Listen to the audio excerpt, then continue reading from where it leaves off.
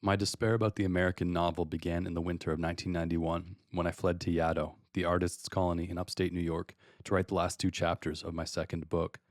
My wife and I had recently separated, and I was leading a life of self-enforced solitude in New York City, working long days in a small white room, packing up 10 years' worth of communal property, and taking nighttime walks on avenues where Russian, Hindi, Korean, and Spanish were spoken in equal measure.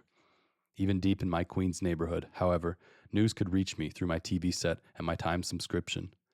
The country was preparing for war ecstatically, with rhetoric supplied by George Bush. Vital issues of principle are at stake. In Bush's 89% approval rating, as in the near total absence of public skepticism about the war. The United States seemed to me hopelessly unmoored from reality, dreaming of glory in the massacre of faceless Iraqis, dreaming of infinite oil for hour-long commutes, dreaming of exemption from the rules of history. And so I, too, was dreaming of escape. I wanted to hide from America. But when I got to Yaddo and realized that it was no haven, the Times came there daily, and my fellow colonists kept talking about Patriot missiles and yellow ribbons, I began to think that what I really needed was a monastery. Then one afternoon, in Yaddo's little library, I picked up and read Paula Fox's short novel, Desperate Characters. She was going to get away with everything, is the hope that seizes the novel's main character, Sophie Bentwood, a childless Brooklynite who's unhappily married to a conservative lawyer. Sophie used to translate French novels. Now she's so depressed that she can hardly even read them. Against the advice of the husband, Otto, she has given milk to a homeless cat, and the cat has repaid the kindness by biting her hand. Sophie immediately feels vitally wounded. She's been bitten for no reason, just as Joseph K. is arrested for no reason in the trial.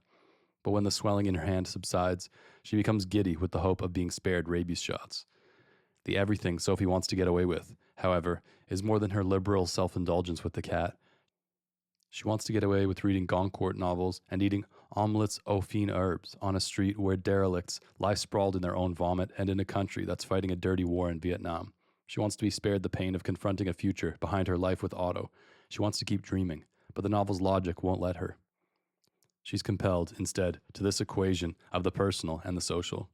God, if I am rabid, I am equal to what is outside, she said out loud, and felt an extraordinary relief as though, at last, she'd discovered what it was that could create a balance between the quiet, rather vacant progression of the days she spent in this house, and those portents that lit up the dark at the edge of her own existence. Desperate Characters, which was first published in 1970, ends with an act of prophetic violence.